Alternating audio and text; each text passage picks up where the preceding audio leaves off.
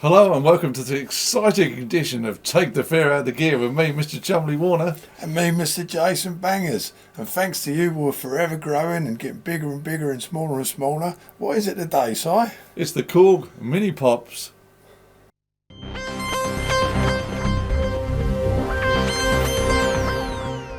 I had no idea that was a Korg. I have to say, it's beautiful looking. It's really got age. Man, it looks like an old cassette player. It looks like an old 8-track. I know this to be a drum machine that would probably have come off of a keyboard. Is that about right? Yeah. I should imagine this Contessa label on the top here was something to do with an organ that it was sitting on. It must have been sold with it, I reckon. Has it got Korg on it written anywhere? Well, for the tubes to see? Well, this is the most interesting thing. This came out in 1972. Good grief. And at that point, it was called the Keio. So that's Keio. They weren't actually called Korg at that point. All right. And then later on, the company changed their name to Korg. So this is like very early Korg. It's beautiful looking. I think we should just dive straight into it, shall we? Have a listen. Yeah, hit the button, Can I just say, is this the track we was just listening to before we went on air? This is definitely Enola Gay, isn't it? Have a listen.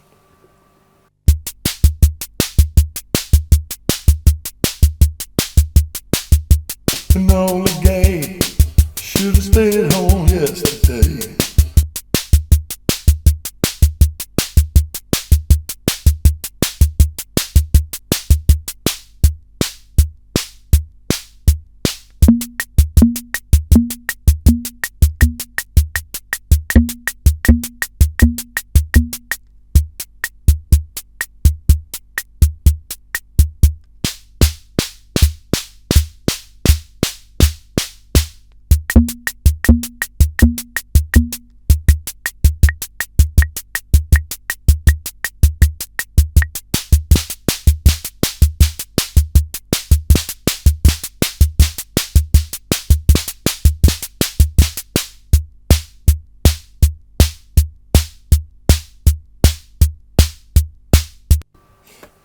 It's got an array of patterns there, 4 on the floor, 16s, Latin, but some real dreadful ones on there as well, where the snare needs to be quantised somewhat, doesn't it? Yeah, I don't know if that's because of the age of the thing, if it's losing something somewhere, but stick it in Reason, record it, and then quantise it.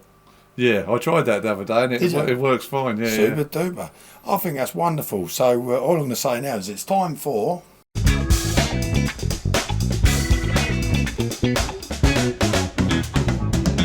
Chumley Stats. So this is the quick stats this time. As we said, originally it's by the Keio company, or Keio, which is now Korg. Came out in 1972. You've got 10 preset rhythms. You've got a tempo knob, volume knob, start-stop. And you can plug a footswitch in the back to start-stop the footswitch. You've got your main output in mono. And that's it. There we go, tubes, just so you can have a little look. Hopefully I've got that in shot for you. Bit hard to tell from here. A footswitch, that was ahead of its time, wasn't it? Well, I suppose it was, if you're playing your organ, or even if you're performing with it, you want a foot switch so you can just jam along to it, I suppose. That's awesome. I think these things are brilliant. I am very envious of that, actually. That is great. I think the sound is so papery, and what with the new plugins that you and I are using, we can get some really interesting sounds out of that, especially with the ping reverbs and whatnot. Exactly. Oh, I tell you, Tubes, you're limitless to what you can achieve today. It's amazing. Just one more thing. Just one more thing. One more thing. Never tried this with this drum machine. There's the one in this series of drum machines, the minipops. There's a minipop 7 which Jean-Michel Jarre used, which we can show you that one. We've mentioned that man once before, haven't we? We have. Jean-Michel Jarre. He's very synthy, isn't he? And what he did with that one, he pressed 2 buttons in at the same time. Oh yeah. So I think just we should try this. So come on, indeed. Let's try. We're going to push one in first so we can hear it on its own. And let's try the rock one, which I think is that one. Let's try this.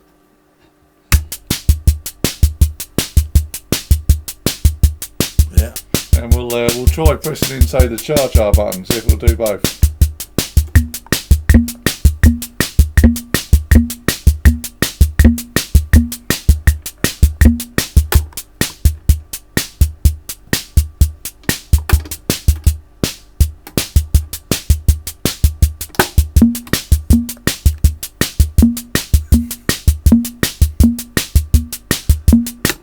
I love it. So it looks like it works on some rhythms and I love it. and not others. But yeah, you can push 2 buttons in. Why not? Give it a go. I think it's fantastic. Ladies and gentlemen, tubers, that's it for this episode. It's a very short one. We hope you enjoyed it. From me, Jason Bangers, it's a cheerful goodbye.